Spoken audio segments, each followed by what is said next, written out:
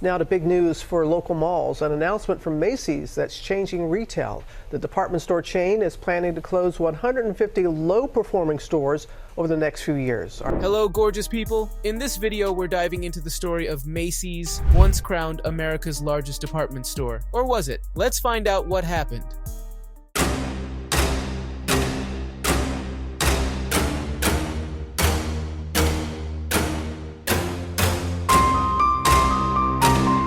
Macy's has been a big part of our lives in more ways than we might realize, influencing everything from how we shop to how we celebrate holidays. Think about the invention of the retail Santa. Yep, that was Macy's. At its peak, it was a symbol of retail innovation and cultural significance. But for decades, sales have been slipping, stores are closing, and hundreds of employees are being let go, making us wonder, is Macy's going to fade into obscurity like Sears and Kmart?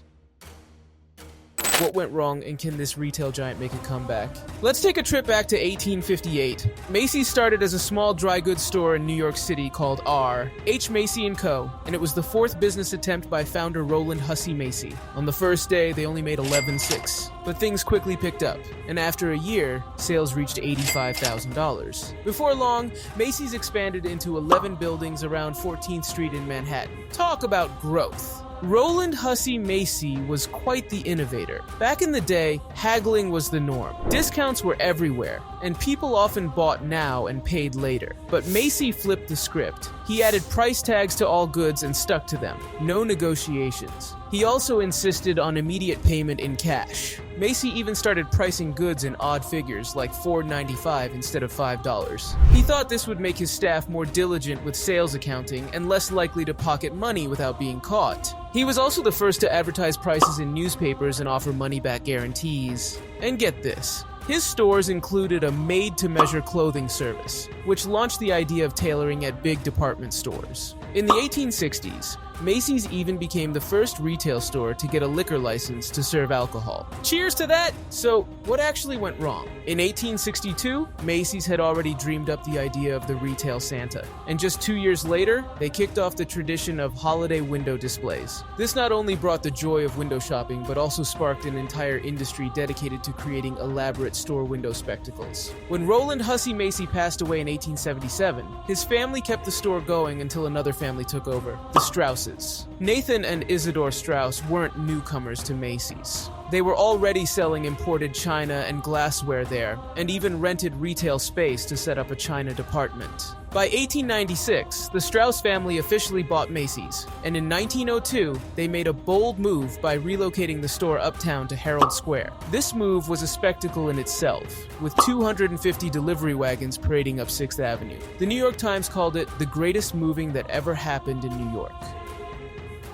The new 9-story store featured 33 elevators and 4 wooden escalators, some of the first in the US. Initially occupying just one building, the store quickly expanded to almost the whole block, covering over 2 million square feet, except for one tiny slice famously known as the $1 million corner Macy's could never buy it. By 1924, Macy's had grown to become the world's largest store. The same year they hosted their first Thanksgiving Day parade, featuring animals from the Central Park Zoo. The event attracted 10,000 people and soon added elaborate floats, becoming an iconic part of the parade. Macy's solidified its place in pop culture with its role in the 1947 movie Miracle on 34th Street. Once upon a time, Macy's was the ultimate rock star in the department store world. They had branches everywhere, from San Francisco to Atlanta, and they loved to take risks. While others were cautious, Macy's went all out, stocking their shelves with a ton of inventory. When their competitors were laying off buyers, Macy's was hiring specialists to find items that customers would absolutely adore. This bold strategy led to the discovery of cool new products and tons of business opportunities. Instead of obsessing over financial targets and ROI, Macy's had a more laid-back, let's see what happens attitude. But then came the mid-1980s and things got a bit rocky. The retail industry was already feeling the pinch from an economic slowdown, but Macy's was hit especially hard because of its high internal costs. They had gone all in on private label products, upscale ads, and a $500 million expansion in the South that didn't quite pan out. Overestimating demand, they ended up with too much stock and had to slash prices to move it. This led to debts piling up to a staggering $6 billion. By 1992, Macy's couldn't keep up and filed for bankruptcy. Fast forward to 1994, and Federated Department Stores swooped in to buy them, creating the largest department store retailer in the US. In the 2000s, Macy's tried everything to bounce back, launching new brands, opening smaller stores, teaming up with celebs like Kate Moss and Sarah Jessica Parker, and even opening off-price stores like Macy's Backstage. They spiced up their rewards card to draw in shoppers. However, they were slow to embrace online shopping, and as customers drifted away from department stores, Macy's struggled to keep up. As time went on, Macy's found itself up against retail giants like TJ Maxx, Burlington, Zara, H&M, and newcomers like Shein and Temu.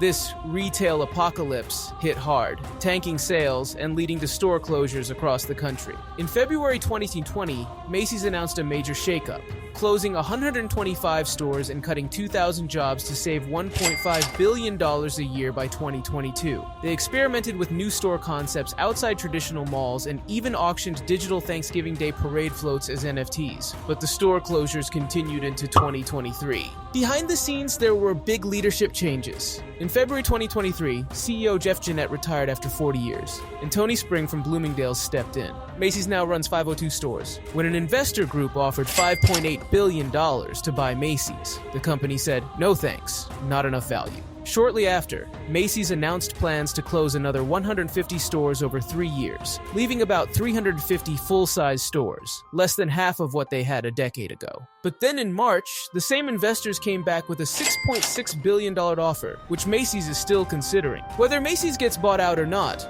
one thing's for sure, it's a retail legend. Macy's has seen it all and will always have a special place in our hearts, our culture, and our history. So, stay tuned for more updates, and don't forget to hit the subscription button and let us know about your opinions in the comment section below.